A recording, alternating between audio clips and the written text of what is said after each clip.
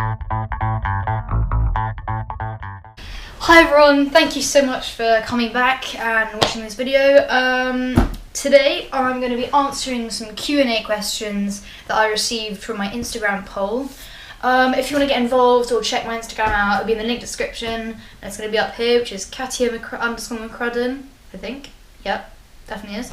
But yeah, on the stories I'm going to be asking lots of questions for the videos, and the link of the YouTube channel is in the description of my bio, and lots of recent pictures from the day and follow-ups from Jurassic. But yeah, so go check that out if you want to see some more. We're going to start uploading a little bit more regularly on this channel because it's something we want to incorporate and grow. So let's get started with the video. So my first question I received was highest you've ever climbed. And that was quite an interesting one because I'm a sport climber and boulderer mainly, but I love trad climbing and multi-pitching.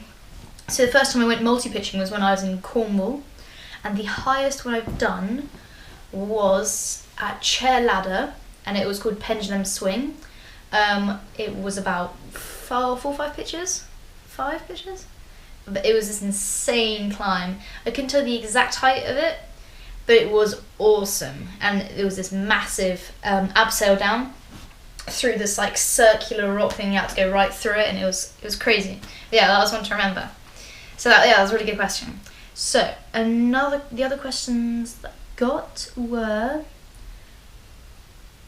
have you ever had boulders / rocks fall on your head when you climb?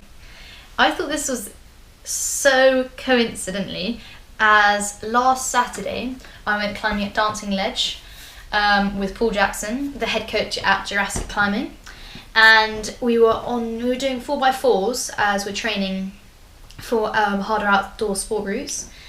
We were doing 4x4s, and I think this set was on a 5B maybe. So it was a really just nice climb, a cruise climb. However, every time, so there was probably 3 bolts up. He went up, big slap, right hand, and the whole thing just came straight off. And I was there, and I was just like, dead rope here, hands here like this. And then there was someone else here, and it was so close to landing on their head. And that was the first time anything's ever come off the wall and got anywhere near me. But now I see why you always have to wear helmets when someone's climbing. Like, not only just when you're on the wall, like, always wear your helmet. That is my word of advice. That was a really good question. So the next one is, can you do climbing as part of your GCSEs? I'm pretty sure you can, because I've had a few friends who have done it.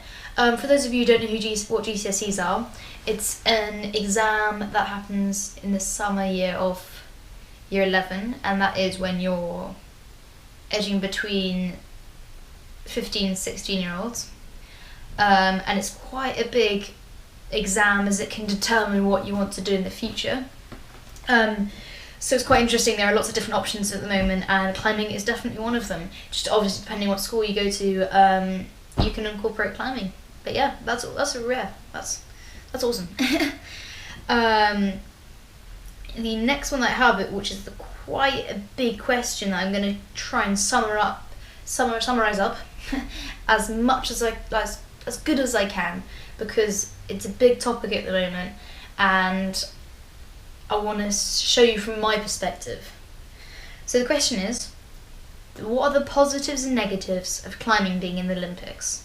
So as you all know, or if you don't know, climbing has just been added to the Olympics, which will take place next year in the summer, in Tokyo, I'm pretty sure. I'm going to look it up again, but I'm pretty certain it's Tokyo. But basically there are going to be, it's indoors, so there are going to be 3 sections to it. There's going to be bouldering, speed, and lead climbing.